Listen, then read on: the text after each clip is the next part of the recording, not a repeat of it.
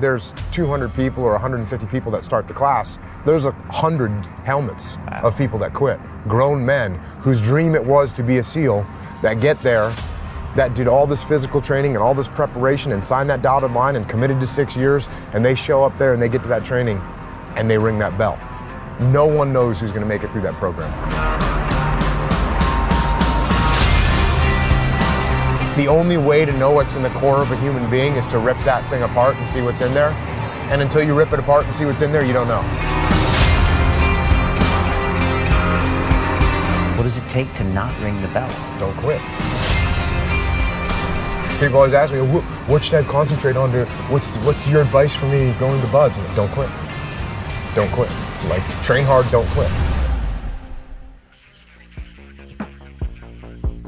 Well, if you want to be a good leader, you have to understand human nature. And the places where human nature reveals itself most clearly are times of extreme suffering and inhumanity.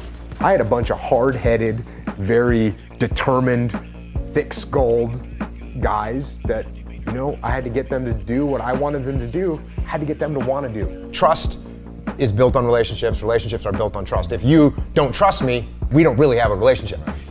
My first platoon, we were doing a training operation. We get into this tactical situation. Everyone in my platoon is focused on one area. Everyone's looking down their weapons, waiting for a threat to expose itself, which means you got 16 guys looking down their weapons, and I'm waiting for someone to make a call. I was a new guy. I'm waiting for someone above me in the chain of command to say, hey, move here, or hey, move forward, or make some kind of a decision.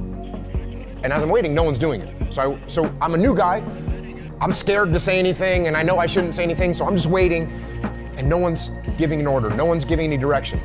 So I wait longer. And this goes on for probably 30 seconds or a minute, which is a really long time when you're trying to take down a target. And finally, I said to myself, all right, I'm gonna see what's going on. So I actually point my weapon at the ceiling, and I take a step back, and I just look around. And I see that every single person in my platoon, including my platoon commander, including the assistant platoon commander, including the platoon leading petty officer, everyone is just focused on their weapons and no one's making a decision. And I can see this. And because I'm looking around and I'm detached from the scenario, just by 8 inches, I stepped back and looked around. I can see what decision needs to be made. And so I summoned up as much courage as I could as a new guy, because new guys don't make decisions. And I said, hold left, clear right, which is a basic command that we had rehearsed and you would practice.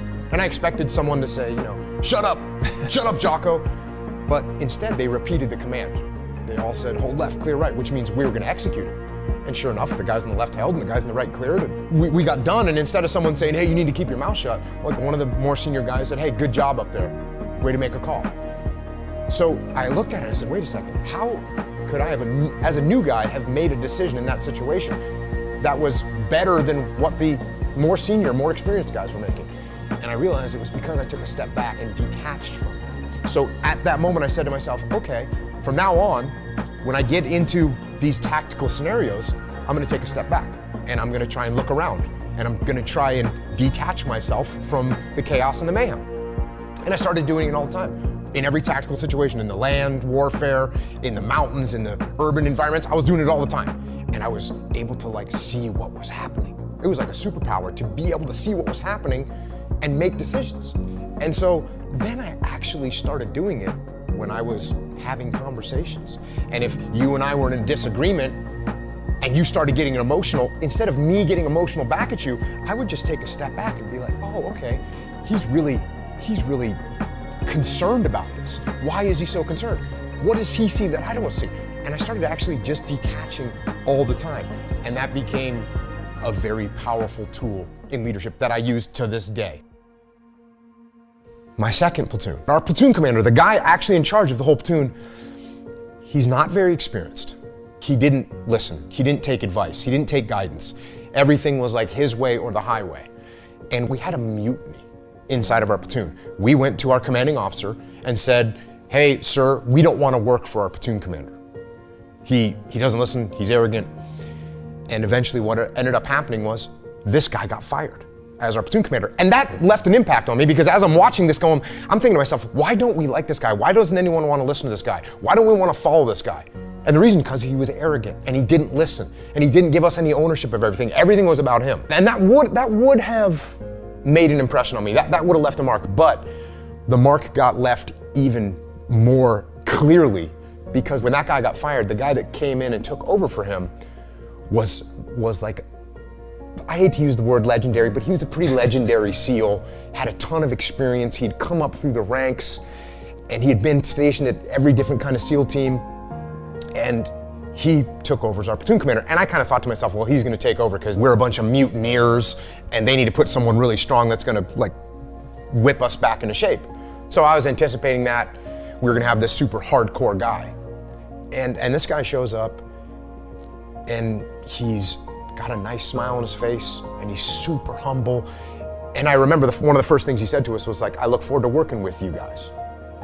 And I was, that word right there, I'm gonna work with you guys. Not I'm in charge, I'm glad I'm taking over, I'm glad to be your commander. It was nothing like that. He said, hey, I'm looking forward to working with you guys. So all of a sudden it was totally different. And he started putting us in charge of things.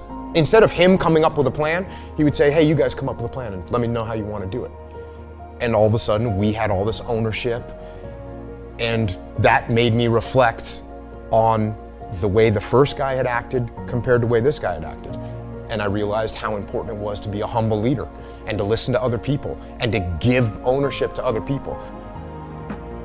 In the 3rd platoon, it was a good solid platoon and we had a good platoon commander, and we were out in the desert doing some training, and some targets popped up. We start engaging the targets like we're supposed to, and everyone gets in the prone position and is returning fire. And I did what I had been doing this whole time, which was detach. I kind of took a step back, shot a couple rounds, then kind of pulled back and looked to see what was going on. And I saw the call that needed to be made. And I gave the platoon commander a couple seconds to make a call, and he didn't make it. So, I made the call, peel left. And everyone said, okay, peel left. And we peeled left, and we left the scenario, and we got our distance, and then we stopped the training exercise, and we did a little debrief. And during the debrief, the platoon commander, he said to me, well, why did you make that call? And I said, well, I could see what we needed to do, and you hadn't made a call, so I made the call. And he goes, well, I actually didn't want to peel left. I wanted to assault the target. And right there in that split second, I kind of thought to myself, well, like part of my ego flared up, and I was kind of thinking I could have said something along the lines of, well, you need to make a call faster. If you're not going to step up and lead, then I'm going to do it. Like I could have said that. But I realized at that moment in time, wait a second, I didn't need to make a call. The problem could have developed more. But for some reason, I thought that I needed to be the guy. And I said, no, you know what? You don't need to be the guy. You're a leader. You need to support your leader. And it's not about you.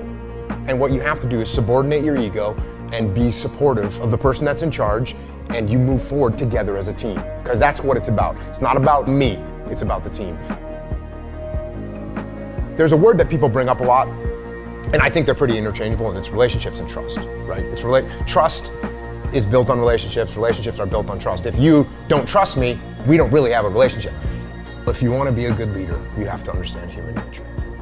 And the places where human nature reveals itself most clearly are times of extreme sorrow, pain, suffering, and inhumanity. And if we don't recognize what causes that, where that comes from, and that it's actually possible, then it's bound to happen again.